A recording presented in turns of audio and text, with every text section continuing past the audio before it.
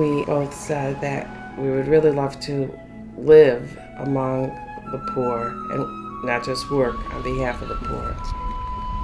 We moved to KINGSTREE. We moved without a plan, though, and we were just here a couple of days, and the little girl across the street came over, knocked on the door, and said, "What are you doing here?" And so we asked her to open her school bag and show us what she had for homework on our back porch. And the day after, there were 5 children on the back porch. But it was at that point that we knew that we were being called to start an after-school program in the time and the ages when after-school programs were not in vogue.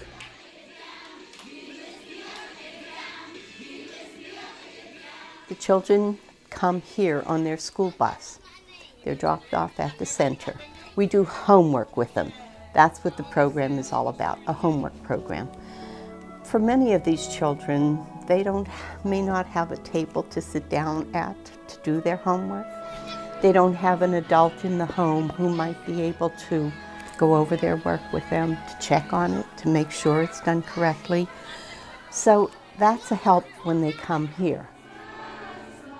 I've lived in this community since the early 70s and been involved in many grassroots groups who have tried to address the needs in the community. And it's never worked. It's always is an old saying that says after all is said and done, a lot more is said than done. And that's kind of what it's been like until these 2 sisters came here.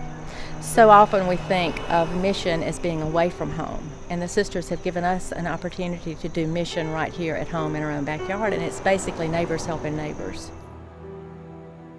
Blessed Angela received the call for sisters to come to the United States. And so she sent the 5 sisters from Poland to the United States, placed a trust in those 5 sisters to begin the ministries that we have today and more. This ministry just means so much more to us because it is the ministry of Blessed Angela. It's taking people off the street, it's teaching, it's feeding people, it's that whole Matthew 25, when did I see you hungry, when did I see you thirsty, and that has been our guideline. One of the most important things that Mother Angela gave us as Felician sisters is the message, keep your eyes open, do what you need to do, respond to needs. Our foundress said, where there is a need, fulfill it. And through the years, that is exactly what our sisters have done. The sisters has been an angel to my family. Well, here I was sick, no insurance.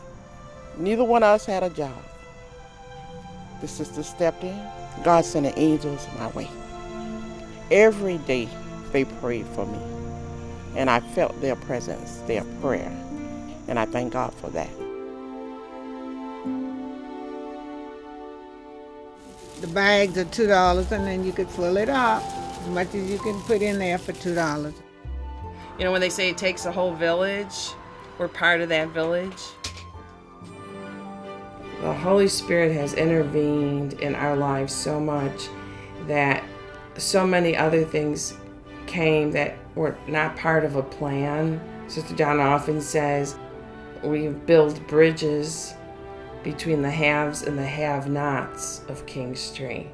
We have entered into relationship with people. This whole ceiling right here was hanging, and the house is old, but this was about to fall down, and they replaced the whole ceiling.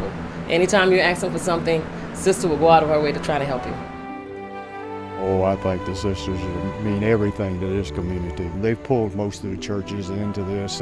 It's not just the sisters, but it's the Methodists and the Episcopals and the Baptists, everybody. So we were welcomed with open arms. Since then, what has evolved is a lot without solicitation on our part. People have come forward from other churches, the different races. How can we help you? How can we help you? The multifaceted ministry, the ecumenical aspect of it would have never happened had it not been for the leadership of these 2 Felician sisters.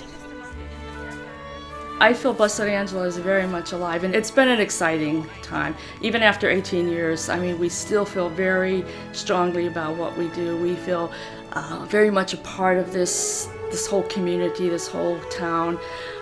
And every day is new and exciting. You never know what's going to happen. You never know who's going to come to that door. Sister John and I have learned that life is quality, not quantity.